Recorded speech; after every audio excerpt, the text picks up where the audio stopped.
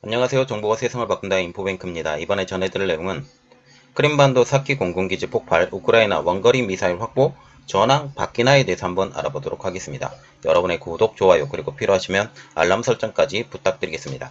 지금 우크라이나 전쟁 상황을 보니까 러시아가 2014년에 강제 병합한 크림반도로 확산될 태세입니다. 우크라이나군은 크림반도 러시아 사키 공군기지에서 지난 9일 발생한 폭발로 군용기 9대가 파괴된 것을 10일 확인했다고 AP통신은 전하고 있죠. 뉴욕타임즈 등도 이날 새로 공개된 미국 플래닛랩스의 위성 사진 판독 결과 최소 8대가 파괴된 것으로 보인다라고 보도를 하고 있습니다. 이번 폭발로 우크라이나가 원거리 미사일을 확보했는지가 초미의 관심사가 되죠. 만약 원거리 미사일을 확보했다면 이게 대수가 몇 대에 따라서 이 전황이 완전히 급박하게 변하기 때문입니다. 이번 상황으로 그래서 전황이 바뀌게 될지 관심이 집중되고 있는 것도 이것 때문이죠. 그래서 준비했습니다. 크림반도 사키 공군기지 폭발, 우크라이나 원거리 미사일 확보에 대해서 한번 알아보도록 하겠습니다. 크림반도의 러시아 사키 공군기지에서 지난 9일 발생한 폭발로 군용기 9대가 파괴된 것으로 알려지고 있습니다. 흑해 감시와 우크라이나 남부 공습의 주력인 사키 기지에서 최신의 수호이 전투기와 폭격기 등이 배치되어 있는 곳이죠. 러시아는 사키 기지 폭발 사건을 안전규정 위반에 따른 단순 사고라고 강조하고 있습니다. 그러나 그 폭발력을 보면 이것은 무색하게 된 이야기죠. 우크라이나군도 자국군에 무관하다라는 것이 공식적인 입장입니다. 하지만 러시아 국방부와의 발표와는 달리 서방의 위성 이미지 분석을 통해서 분석을 한 결과 활주로에 녹아내린 전투기들의 잔해 등을 볼 때 고의적인 군사 공격 가능성의 무게가 점점 더 실리고 있습니다.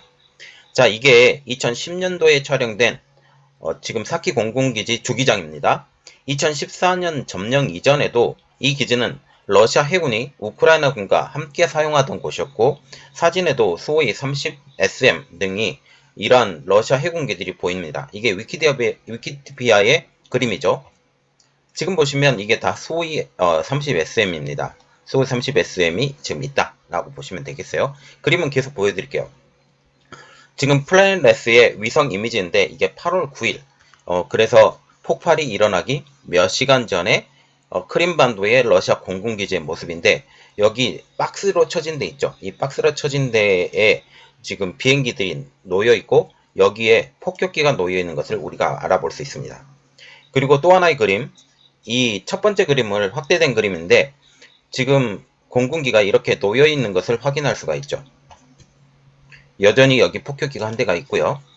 자, 그리고 또 하나의 그림입니다. 다른 각도의 그림인데 여기 공군기가 이렇게 놓여 있는 것을 확인할 수 있습니다. 하나, 둘, 셋, 넷, 다섯, 여섯. 이렇게 놓여 있는 것을 확인할 수가 있겠죠. 여기서도 여기가 있습니다. 이것도 마찬가지죠. 여기 놓여 있는 것을 확인할 수, 그냥 얼른 봐도 10대 이상의 공군기가 놓여 있는 것을 알 수가 있겠죠. 이것은 지금 AP통신에서 나온 그림인데 사키 공군기지가 폭격을 맞았든지 아니면 내부 잘못을 했다든지 폭발한 현장을 보는데 구름기둥이 2개 있다라는 거죠. 그래서 폭발이 2번 났다라고 지금 보시면 되겠습니다. 이렇게 나무가 이렇게인데 이 나무를 넘어서 이렇게 폭발이 일어났다라는 것은 굉장히 이것만 봐도 폭발을 보면서 굉장히 크게 폭발이 됐다.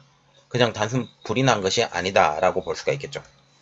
이것은 사건 후 8월 9일 날 발견된 거니까 8월 10일 날 촬영된 사진인데 러시아 해군의 수호이 30SM 그리고 수호이 24M 폭격기에 대해서 지금 포함해서 9대의 군용기가 소실이 추정이 됩니다. 군용기는 아직까지 있는데도 지금 있지만 여기 그을린 자국도 있고요. 여기도 그을린 자국이 있죠. 이건 또 다른 건데 건물들도 파괴된 모습을 볼 수가 있습니다. 그을린 자국 여기도 영향이 같다라고 보시면 되죠. 이것은 그 다음 날인 8월 10일 플래닛랩스에서 촬영된 위성사진인데 여기 터진 자국 나죠. 이렇게 터진 자국 이렇게 이런 곳이 터진 자국이 나죠. 여기도 마찬가지고요. 이 비행장과 같은 경우는 수호이 24M 계열의 기체들과 수호이 30SM 등으로 구성된 러시아 해군 제43 독립해군 항공연대의 주둔지입니다. 굉장히 중요한 곳이죠. 크림반도의 러시아 항공전력에서 무시 못할 비중을 차지하는 것입니다. 여기가 터지게 되면서 크림반도와 헤르손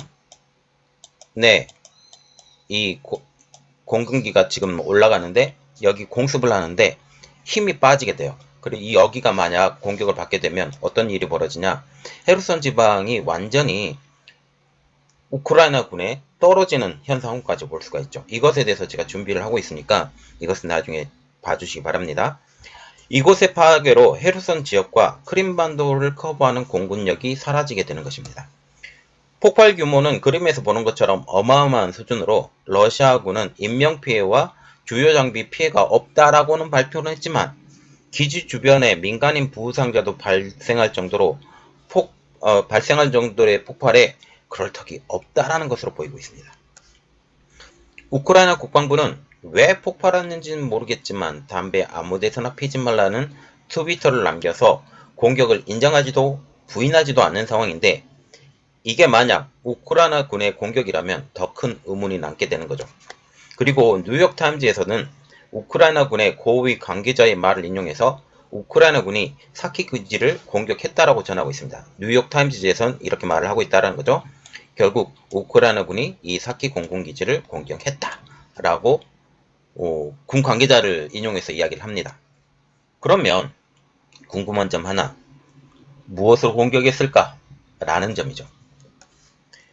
일단 우크라이나 군에서는 이 기지를 공격할 무기가 없는 것으로 파악이 되고 있어요.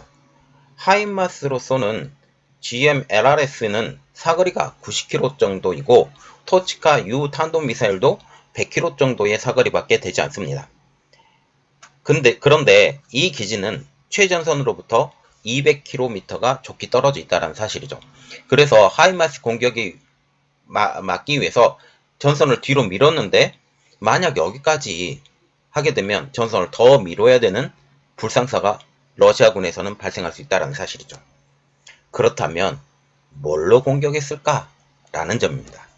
가능성은 지금 세 가지로 압축되고 있는데, 첫 번째로 보는 것은 에이테캠스. 에이테캠스의 본래 이름은 MGM140 에이테캠스로 미국 로키드 마틴사가 개발한 육군 전술용 단거리 지대지 미사일입니다. 지상에서 쏴서 지상으로 공격을 할 수 있는 미사일이라는 거죠. 발사대는 227mm 다연장 로켓포 시스템을 이용해서 사용할 수 있기 때문에 하이마스를 지금 쏘고 있는 그곳에 장착해서 에이테캠스를 쏠 수 있다. 사거리는 300km가 된다라는 거죠.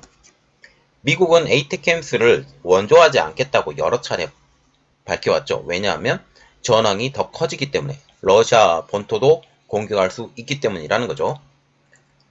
우크라이나군이 러시아 본토를 공격할 가능성이 있다.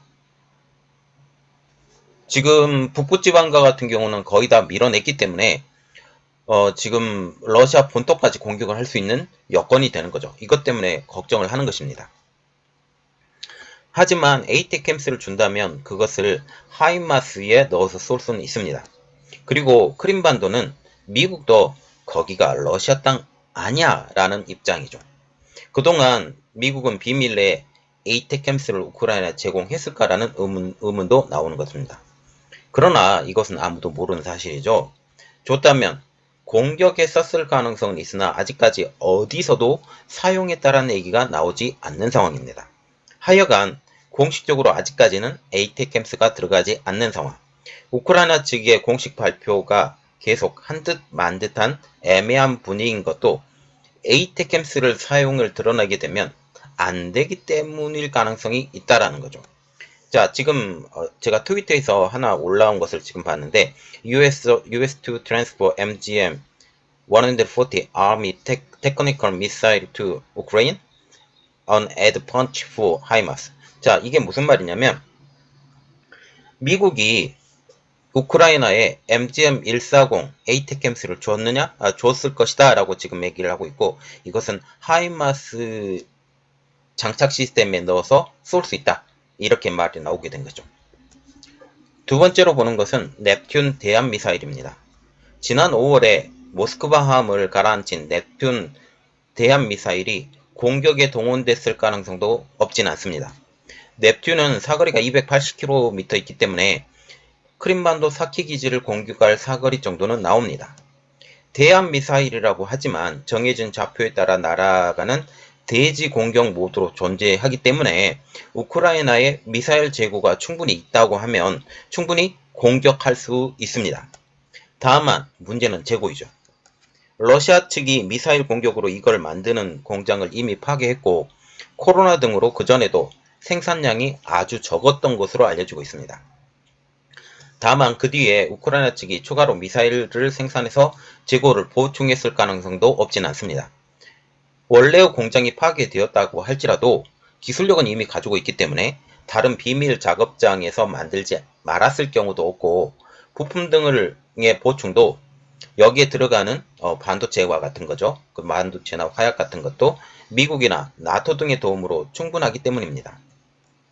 자, 지금 넵튠 미사일 RK-360MC라고 지금 불리는데, 제조는 우크라이나, 명칭의 유래는 뭐 이렇게 나오고, 그리고 무게는 870km, 탄두 150km, 미사일 길이는 5.05m, 직경은 0.4m이고 사거리는 280m로 지금 알려지고 있습니다. 세 번째로 지목되고 있는 것이 흐림2 탄도미사일입니다. 현재 또 다른 무기로 지목되는 게 우크라이나 독자 개발의 탄도미사일인 흐림2입니다. 지금 이게 흐림2에 대한 지금 방산 전시회에 대해 2018년 방산 전시회에 전시된 모습인데요. 탄두 중량은 500kg, 사거리는 500km, 수출용은 280km로 지금 알려지고 있지만 실질적으로 수출한 기록은 없고, 이거 위키디피아에서 제가 끌어온 내용입니다. 형태상 러시아 이스칸데르와 유사하다고 지금 나오고 있습니다. 이 미사일은 사실 러시아가 실전 배치를 시작했는지는 아직까지 불분명합니다. 단 한 기의 발사 차량, 모형만이 2018년도에 공개되었기 때문이죠. 하지만 개발은 다 된 것으로 알려지고 있고, 사우디의 자금 지원으로 개발이 진행된 것으로 알려지고 있습니다. 이렇듯 흐림2의 사거리가 200km가 넘기 때문에 이건 역시 이번 공격에 쓰였다면 충분히 같은 효과를 거둘 수 있다라는 게 전문가들의 분석입니다. 특히 한 대의 발사 차량에서 두 발이 탑재될 수 있다는 점, 이번 공격의 특성과 매우 비슷해서 주목을 받고 있는데, 아까 제가 그림을 보여드렸죠. 두 번의 그 폭발 구름이 있었다라는 것, 그렇기 때문에 두 발이 떨어졌다라는 것이죠. 이번 폭발도 동시에 2회의 대형 폭발이 목격되었기 때문에 이러한 합리적인 의심을 할 수 있습니다. 지금까지는 엔진과 모형만이 공개되었을 뿐 완성된 시스템 모습이 노출되기 없기 때문에 위키디피아에서도 개발 중으로 분류된 체계이지만, 어쩌면 이번 전쟁기간 중 어떤 형태로든 실제 발사 가능한 개체를 완성해서 사용했을 가능성도 있습니다. 혹은 전쟁이 벌어지기 이전에 이미 몇 발이라도 완성해서 이번에 쐈을 가능성도 제기되고 있는 상황이죠. 어찌됐든 이번 사건이 우크라이나 공격이라면 러시아 측은 아주 골치가 아프게 되었습니다. 지금까지 러시아에서 크림반도의 주요 기지나 시설들, 특히 세바스토폴 공항이나 크림대교로 불리는 케르치 대교 등은 러시아 우크라이나 측의 타격 수단들의 사거리 밖에 있는 곳에 안전한 곳이었기 때문이죠. 그런데 이번 사태로 우크라이나가 이곳을 타격할 수단이 가지고 있다는 것을 보여주었기 때문입니다. 물론 우크라이나가 이번 수단을 한두 번 쓸 분량밖에 확보하지 못한 상황이라면 모르겠지만, 만약 우크라이나 측이 그 이상의 물량을 확보한 것이라면 전황은 완전히 확 바뀌게 됩니다. 이렇게 되면 러시아는 단지 크림반도의 안전뿐만 아니라 돈바스, 헤르손 등의 전체 전반에 걸쳐서 부대 배치나 시설 배치, 방공 등 다양한 부분에서의 큰 변화를 강요당하기 때문이죠. 그리고 헤르손에 있는 러시아 군과 같은 경우는 완전히 고립된다라는 그런 분위기도 나오고 있습니다. 이미 하이마스를 통해서 지금 드니로프강에 있는 대교들이 공격을 받는 상황. 그래서 더욱더 헤르손에 있는 러시아군이 고립된다라는 그런 이야기가 나오는 상황에서 이렇게 지금 후방 방공 시스템까지 망하게 되면 이들이 공격의 그 미사일 기지창이나 아니면 탄약고를 뒤로 쭉 밀릴 수밖에 없기 때문에 후방에서 이렇게 지원해 줄 수 있는 지원 시스템의 길이가 어마어마하게 길어지기 때문입니다. 그렇지 않아도 우크라이나군이 하이마스 공격으로 탄약고 등의 시설들이 최전선 100km 후반까지 밀려난 상황인데 이제 300km 혹은 그 이상으로 밀려날 판이기 때문이죠. 이때 S-300이나 S-400 등의 요격수단 배치를 강화하는 방법도 있지만 러시아 입장에서는 아주 비싸고 정교한 방산 자산을 우크라이나에 더더욱 많이 배치시켜야 된다는 점에서 또 다른 부담으로 지금 다가오고 있습니다. 특히 크림반도와 같은 경우는 자기 땅이라고 지금 말하고 있는 상황에서 이 자기 땅을 빼앗기고 싶지 않는 상황이죠. 돈바스 지역은 이미 러시아 땅이 아니었다가 점령한 상황. 그렇지만 크림반도 같은 경우는 2014년도에 점령을 했고 키라치 대교를 지어서 지금 이곳을 푸틴 대통령이 넘어가면서 좋다라고 얘기할 정도로였었죠. 어떠한 이유에서든 이번 사건의 진실에 따라서 전쟁의 국면이 새롭게 들어갈 것은 분명합니다. 현재 사키 기지의 폭발의 배후가 우크라이나로 좁혀지면서 전쟁이 새로운 국면으로 전환되고 있다는 관측도 나오고 있습니다. 블라디미르 푸틴 러시아 대통령이 병합한 크림반도에 우크라이나가 가한 최초의 대규모 공격이자 반격의 신호탄이라는 점이죠. 그리고 이 현재 헤르손 지방으로 전력들이 다 모이고 있는 상황에서 공격이기 때문에 더욱더 뼈아프다라는 의견들도 나오고 있습니다. 블라디미르 젤렌스키 우크라이나 대통령은 폭발 직후 대국민 연설에서 러시아와의 전쟁은 크림반도에서 시작되었고 크림반도 해방으로 끝나야 된다라고 밝힌 대목도 예사롭지 않습니다. 벤 월러스 영국 국방장관은 크림반도 공군기지는 우크라이나군의 적법한 군사 목표물이라고 강조를 했습니다. 헤르손 등 남부 요충지 탈환에 나선 우크라이나와 러시아 간 최전선이 이제 크림반도로 확대될 위험이 점점 더 커져가고 있습니다. 푸틴의 최측근 드미트리 메드베데프 국가안보회의 부의장도 크림반도가 공격받으면 심판의 날이 올 것이라고 경고한 바고 있죠. 이렇게 되면서 점점 전황은 더욱더 오리무중으로 들어가고 러시아군이 이제 뒤로 밀리는 일밖에 남지 않는 상황. 이렇게 되면 러시아가 더 큰 대규모 전쟁을 벌이게 될 가능성이 점점 더 커져가고 이렇게 되면 전쟁의 소용돌이에 유럽이 더욱더 크게 들어갈 수밖에 없는 상황이 되고 전황은 더욱더 어지럽게 될 수밖에 없는 상황이 지금 되고 있습니다. 실제적으로 지금 러시아가 점차적으로 밀리고 있다라는 말이 나오고 있습니다. 특히 헤르손 지방 때문이죠. 헤르손 지방이 밀리면 크림반도까지 완전히 밀릴 가능성이 높고 이렇게 되면 이제 돈바스 지방을 이제 나중에 처리를 해야 되는데 결국 전황 자체가 우크라이나에 더 유리한 것이 아니냐라는 말이 나오고 있죠. 결국은 제가 개인적으로 생각해도 우크라이나가 반드시 이겨야 됩니다. 시그널을 잘못 보내면 안 된다라는 것이죠. 대제국이 이렇게 소국을 쳐들어왔을 때 국가적으로 막지 않으면 지금 중국에 잘못된 시그널을 보낼 수 있기 때문에 그렇습니다. 이것은 결국 대만의 문제뿐만 아니라 우리나라에도 지금 문제가 되고 있는데 왜냐하면 지금 서해 주변에서 이미 총탄 사격을 하고 있기 때문이죠. 우리나라를 겨냥해서 이란하고 있는데 이러한 것들도 사전에 막는 그런 큰 의미가 있기 때문입니다.